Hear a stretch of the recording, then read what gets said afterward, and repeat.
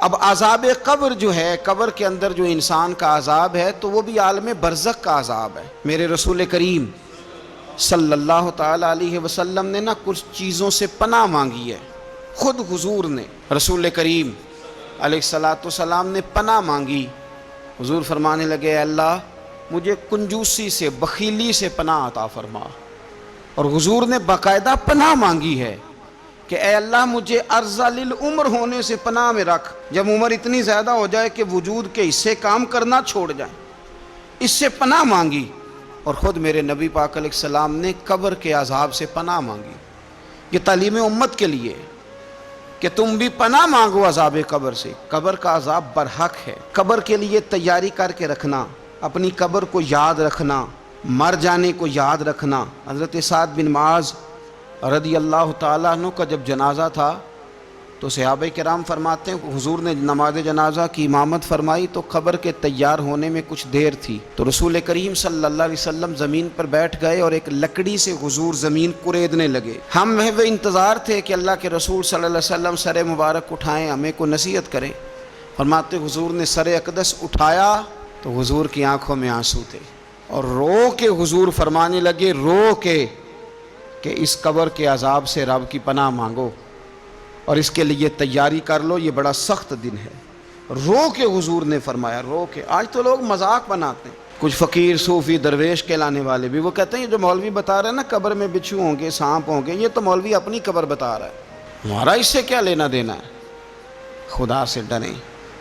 وہ چیزیں جو احادیث مبارکہ میں آ گئیں، جس سے نبی پاک نے ہمیں ڈرایا، ہمیں سمجھایا، آپ اس تنبیہ کو، اس نصیحت کو آپ اس رنگ میں لیں گے کہ مذاق بنایا جائے گا دین کا، بجائے اس کے کہ اس سے ڈرا جائے۔ حضرت سیدنا برا بن عازب رضی اللہ تعالیٰ عنہ ارشاد فرماتے ہیں کہ میں نے نبی پاک صلی اللہ تعالیٰ علیہ وآلہ وسلم سے خود اس بات کو سنا ہے، خود رسول کریم صلی اللہ علیہ وسلم نے فرمایا۔ حضرت زید بن ثابت رضی اللہ تعالیٰ عنہ بھی اس بات کے راوی ہیں، فرماتے ہم جا رہے تھے تو 5-6 قبریں تھیں، تو حضور نے فرمایا کن کی قبریں؟ ہم نے عرض کی یا رسول اللہ صلی اللہ علیہ وسلم یہ کافروں کی قبریں، یہ صحیح مسلم میں حدیث موجود ہے، کفار کی قبریں۔ تو اللہ کے رسول صلی اللہ علیہ وسلم فرمانے لگے، ذرا حدیث کے لفظوں پہ غور کرنا، حضور فرمانے لگے اگر مجھے ڈر نہ ہوتا کہ تم اپنے مردوں کو دفن کرنا چھوڑ دو گے، اگر مجھے اس بات کا ڈر نہ ہوتا کہ تم اپنے لوگوں کو، مرنے والوں کو قبروں میں دفن کرنا چھوڑ دو گے، اگر یہ مجھے ڈر نہ ہوتا تو میں سناتا کہ قبر کے اندر کس طرح عذاب ہوتا ہے، تمہیں دنیا میں رہ کے میں سناتا، پر ڈر ہے کہ کہیں تم اپنے مرنے والوں کو قبروں میں دفن کرنا چھوڑ ہی نہ دو، اس لیے میں تمہیں یہ بات نہیں بتاتا۔ اور میرے رسول کریم صلی اللہ تعالیٰ علیہ وآلہ وسلم نے پھر ارشاد فرمایا، اپنے غلاموں کی طرف نظر فرمائی، یہ بات کہہ کے کہ اگر مجھے ڈر نہ ہوتا کہ تم دفن کرنا چھوڑ دو گے تو تمہیں میں سنا دیتا کہ قبر میں کیا عذاب ہوتا ہے۔ پھر حضور نے صحابہ سے فرمایا چلو بھائی دوزخ کے عذاب سے اللہ کی پناہ مانگو، تو سب کہنے لگے ہم دوزخ کے عذاب سے اللہ کی، صحابہ نے کہا ہم دوزخ کے عذاب سے اللہ کی پناہ مانگتے ہیں۔ پھر نبی پاک صلی اللہ تعالیٰ علیہ وسلم نے ارشاد فرمایا تم سب کہو کہ ہم قبر کے عذاب سے اللہ کی پناہ مانگتے ہیں، تو صحابہ نے کہا ہم قبر کے عذاب سے اللہ کی پناہ مانگتے ہیں۔ پھر میرے رسول پاک علیہ السلام نے فرمایا تم کہو، سارے یہ کہو کہ ہم ظاہری اور باطنی فتنوں سے اللہ کی پناہ مانگتے ہیں، تو صحابہ نے کہا کہ ہم ظاہری اور باطنی فتنوں سے اللہ کی پناہ مانگتے ہیں۔ پھر میرے محبوب علیہ السلام نے فرمایا تم کہو کہ ہم دجال کے فتنے سے اللہ کی پناہ مانگتے ہیں، تو صحابہ کرام نے کہا کہ اے اللہ ہم دجال کے فتنے سے تیری پناہ مانگ، تیری پناہ میں آتے ہیں۔ نبی پاک علیہ السلام نے یہ الفاظ کہہ کے یہ بات بتلا کے ہمیں سمجھا دیا، ہمیں قائل فرمایا محبوب نے کہ یاد رکھنا، اس بات کو اچھی طرح سمجھ لینا کہ اگر مجھے ڈر نہ ہوتا کہ تم اپنے مردوں کو دفن کرنا چھوڑ دو گے تو تمہیں بتلا دیتا کہ قبر میں کتنا سخت عذاب ہوتا ہے۔ میرے عزیز کچھ لوگ ایسے ہیں جن سے عذاب قبر ہوگا ہی نہیں۔ میرے رسول کریم صلی اللہ تعالیٰ علیہ وسلم نے ارشاد فرمایا کہ جو اللہ کے رستے میں شہید ہو گیا، یہ سنن نسائی میں موجود ہے. اسے عذاب قبر نہیں ہوگا، بلکہ ایک حدیث میں تو فرمایا حساب کتاب ہی نہیں ہوگا، اللہ بغیر سوال جواب کے جنت عطا فرما دے. کچھ لوگوں کو نا لوگوں کی بخشش پہ بھی مسئلہ ہی بنتا ہے کہ کوئی بخشا نہ جائے. اور ایک صاحب کہہ رہے تھے جی یہ کیا معاملہ ہے کہ جمعے کو بندہ مر گیا یا فلانا ہو گیا تو اس سے حساب کتاب نہیں ہوگا، اتنے بڑے جرم لوگوں نے اتنے پاپ، اور جمعے کو مر گیا تو بخشا جائے گا. تو میں نے کہا جرموں کا بھی اسے حساب اللہ لے لے گا، لیکن میاں حساب کتاب کی ڈیوٹی نہ اللہ کی ہے تو بہتر یہ ہے کہ اسی کے ہاتھ میں رہے، تو نا اپنے ہاتھ میں لینے کی کوشش کر. سنن ترمذی کی حدیث. ہمیں پتہ نہیں کیا مصیبت ہے، ہمیں پتہ نہیں کیا مسئلہ ہے. ایک جنازے سے میں نکلا، آپ یقین کریں کبھی کبھی کلیجہ پھٹ جاتا ہے. میں ایک جنازے سے نکلا تو میرے ساتھ ایک بندہ جنازہ پڑھ کے نکلا تو کہنے لگا جی پیر صاحب دیکھیں آج کتنی دنیا آئی ہے، حالانکہ یہ بندہ اس طرح کا تھا، اس طرح کا تھا، اس طرح کا تھا. میں نے اسے کہا یار تجھے تو فکر ہی لگ گئی ہے کہیں جنت میں چلا ہی نہ جائے. تو اس طرح کرنا، جنت کے دروازے کے سامنے کھڑے ہو جانا ڈنڈا لے کے کہ میں نے نہیں جانے دینا.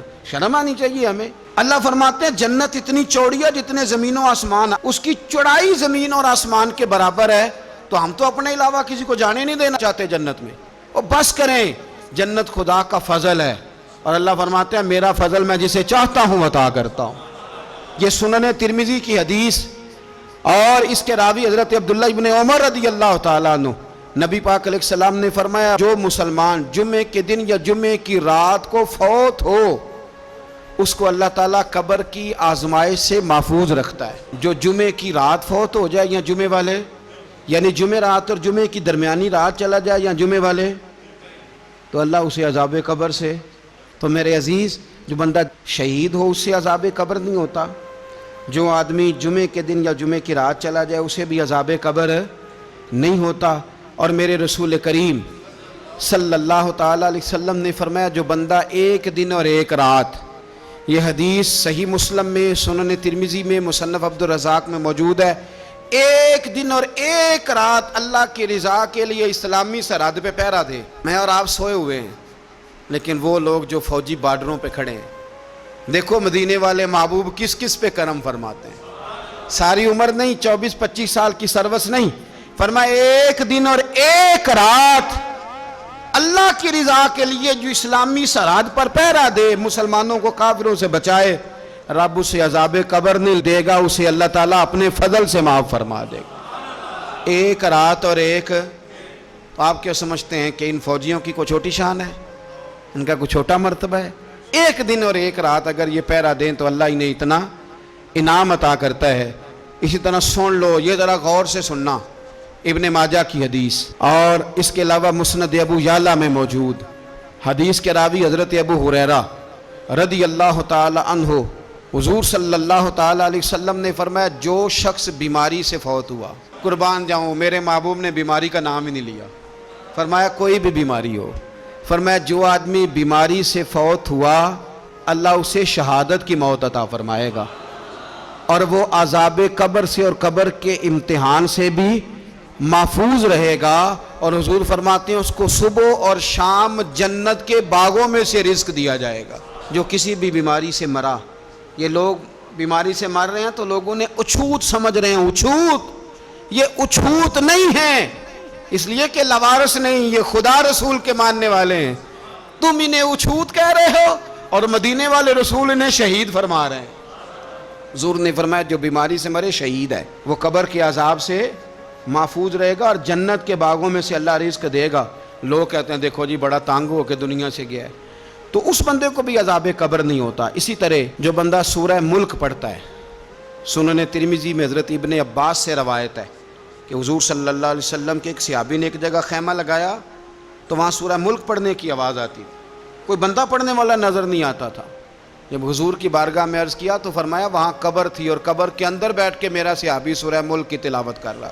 اگر ہمیں خسرہ نمبر یاد ہو جاتا ہے نا اپنی جگہ کا، اور ہمیں پتہ ہوتا ہے کہ میرے والا حصہ کتنے کروڑ کا ہے، اگر ساری کہانیاں ہمیں یاد ہوتی ہیں تو سورہ ملک بھی ہمیں یاد ہو سکتی ہے. موبائل پہ اس کو ریکارڈ کر لیں، پھر اس کو سنیں کبھی بھی سورہ ملک میں. اور ہمارے سلسلہ عالیہ میں تو سورہ ملک وظیفہ ہے. ہمارے الوظیفۃ الکریمہ میں اعلیٰ حضرت نے لکھا ہے کہ رات کو سورہ ملک اور سورہ یاسین کے بغیر سونا نہیں. سورہ ملک اتنی شاندار صورت ہے کہ نبی پاک صلی اللہ علیہ وسلم نے فرمایا یہ قیامت کے دن اللہ کی بارگاہ میں ناز سے جھگڑا کرے گی اور کہے گی اے اللہ یہاں تو میرے پڑھنے والے کو جنت عطا فرما یا مجھے قرآن پاک سے علیحدہ کر دے۔ میرے رسول کریم علیہ السلام نے مومن کی قبر کا حال بھی بتایا۔ سنن ترمذی میں، صحیح ابن حبان میں حضرت ابو ہریرہ رضی اللہ تعالیٰ عنہ بیان کرتے ہیں کہ حضور صلی اللہ علیہ وسلم نے فرمایا جب میت کو قبر میں رکھا جاتا ہے تو اس کے پاس سیاہ رنگ والے اور نیلی آنکھوں والے دو فرشتے آتے ہیں اور اس کو اٹھا کے بٹھاتے ہیں۔ باقی حدیثوں میں 3 ہی سوال ہیں، لیکن اس حدیث میں حضور نے فرمایا انہوں نے بس میرے بارے میں ہی پوچھنا ہے، اٹھا کے بس میرے بارے میں صرف یہ پوچھنا ہے بتا مدینے والے محبوب کے بارے میں دنیا میں کیا کہا کرتا تھا۔ تو اعلیٰ حضرت بریلوی تو کہتے ہیں میں نے تو کہہ دینا ہے سرور کہوں کہ مالک و مولا کہوں تجھے، باغ خلیل کا گل زیبا کہوں تجھے، تیرے تو وصف عید تناہی سے ہیں بری، حیراں ہوں میرے شاہ میں کیا کیا کہوں تجھے، لیکن رضا نے ختم سخن اس پہ کر دیا، خالق کا بندہ خلق کا آقا کہوں تجھے۔ اور پیر میر علی شاہ صاحب کہتے ہیں میں نے وہاں یہ کہنا ہے کہ مکھ چند بدر شاہ شانی ہے تے متھ چمک دی لاٹ نورانی ہے، کالی زلف تے اکھ مستانی ہے، مخمور اکھی ہیں مد بھریاں، سبحان اللہ ما اجمل کا ما اکمل کا ما احسن کا تے کتھے مہر علی کتھے تیری ثنا، مشتاق اکھیں کتھے جاڑی۔ تو نبی پاک علیہ السلام فرماتے ہیں میرے بارے میں پوچھیں گے، میرے بارے میں۔ ویسے بھی ایک سوال لازمی ہوتا ہے نا، یہ والا سوال لازمی ہے، من ربو کا پوچھ کے نا تو جنت جہنم کا فیصلہ نہیں، ماں دینوں کا پوچھ کے جنت جہنم کا فیصلہ۔ ہاں بات اگر ختم ہونی ہے تو مدینے والے کے سوال پہ ختم ہونی ہے، اس لیے کھل کے نعتیں پڑھا کرو، راج کے درود پڑھا کرو، یہ بات یاد رکھیں، یہ فیصلہ حضور کی ذات پہ ختم ہونا ہے۔ وہ شکایتیں کرتے ہیں نا لوگ آ کے، تو ایک بچی کو ہمارے ہاں داخل کرانے کے لیے ایک صاحب لے کے آئے تو کہنے لگے بڑا عرصہ اسے فلانے مدرسے میں داخل کرایا، سوائے نعتوں کے کچھ بھی نہیں سیکھا اس نے۔ تو میں انہوں آکھیا چاچا جی جڑی اصل کام سی وہ تو سیکھ گئی ہے نا تہاڈی بچی، قرآن و سنت بھی حضور کی نعت ہی ہے، لیکن آپ کو پتہ ہے کہ بات ختم مدینے والے کی نعت پہ ہی ہوتی ہے، حضور کا پیار اصل ہے۔ تو حضور فرماتے ہیں میرے بارے میں پوچھا جائے گا، وہ کہے گا کہ ان کے بارے میں کیا پوچھتے ہو، اشہد ان لا الہ الا اللہ واشہد ان محمدن عبدہ ورسولہ۔ تو فرماتے ہیں پھر اسے نا ایک طرف کھڑکی کھولی جائے گی تو جہنم کا دروازہ دکھایا جائے گا اور اسے کہا جائے گا اگر تو سوالوں کے صحیح جواب نہ دیتا تو دوزخ میں جاتا، لیکن اب تو نے صحیح جواب دیے ہیں۔ تو حضور فرماتے ہیں اس کی قبر 70 گز چوڑی اور 70 گز لمبی کر دی جائے گی۔ مسجد میں اے سی والے حال میں جگہ مل جائے تو بندہ بڑا سکھی رہتا ہے، اور صبح جائے بینک اور پہلی لائن میں موقع مل جائے تو بندہ بڑا سکھی رہتا ہے کہ میرا جاتے ہی کام ہو گیا۔ او خدا کے بندے، قبر بندے کی قبر، مکان اچھی سوسائٹی میں اچھا خستہ اور سستا مل جائے تو بندہ کہتا ہے کہ سودا بڑا واردہ لب گیا، بھائی بڑا کمال ہو گیا، مزہ نہیں آ گیا۔ قبر 70 گز لمبی اور 70 گز چوڑی، اور یہ ترمذی شریف پڑھ رہا ہوں، بڑی مزیدار حدیث۔ نبی پاک صلی اللہ علیہ وسلم فرمانے لگے پھر اس کی قبر کو نور سے بھر دیا جائے گا۔ حضور کو پہچان گیا نا، قبر نور سے بھر دی گئی اور جب 70 گز لمبی کر دی گئی تو بڑے پیارے لفظ ہیں حدیث کے۔ حضور فرماتے ہیں وہ بندہ پھر فرشتوں سے ایک بات کہے گا، عربی میں بھی ہے اردو میں بھی ہے، وہ میرا دل کرتا ہے پنجابی میں بتاؤں۔ وہ نا فرشتوں سے وہ بندہ کہتا ہے جب قبر ہو گئی نا 70 گز لمبی 70 گز چوڑی اور نور سے بھر گئی، قربان جائیں، حضور فرماتے ہیں وہ مردہ وہ جو قبر میں پہنچا ہے جب اس کی قبر کو یہ شان ملتی ہے تو فرشتوں سے پتہ کیا کہتا ہے، کہتا ہے میں گھر نہ دساں وہاں جا کے، یہ ذرا گھر نہ بتاؤں دوڑ کے، یہ ذرا میں اپنے گھر بتاؤں بھاگ کے کہ اللہ نے بڑی خیر کر دی، اپنی اماں نو دساں وہاں، میں بچوں کو بتا کے آؤں کہ موج بن گئی ہے، میں بتاؤں اپنی بیوی کو، بتاؤں اپنے بہن بھائیوں کو، میں گھر نہ دساں وہاں۔ قربان جائیں میرے رسول کریم فرماتے ہیں فرشتے اس سے کہتے ہیں نہیں تو کسی کو نہ بتا، نم کا نومت العروس، تو اس طرح سو جا جس طرح پہلی رات کی دلہن سویا کرتی، وہ بڑے چاؤں میں سوتی ہے، وہ بڑے پریم میں سوتی ہے، نئی زندگی کا آغاز ہوتا ہے تو سوتی ہے، اور فرشتے کہتے ہیں اب تجھے وہی آ کے جگائے گا جو تیرے اہل میں تجھے سب سے زیادہ محبوب ہوگا، جو تجھے سب سے زیادہ محبوب ہوگا. میرا تو ایمان ہے کہ ہمیں تو قبر سے آ کے جگائیں گے بھی مدینے والے رسول. کہیں گے آؤ غلاموں چلیں، آؤ غلاموں. اور وہ کشمیر کے رومی وقت نے میاں صاحب نے کہا تھا بعد مرن دے قبر میری تے میرے اپیرا جے کر پامے پھیرا. آپ حسن دیکھیں کلام کا اور انداز دیکھیں.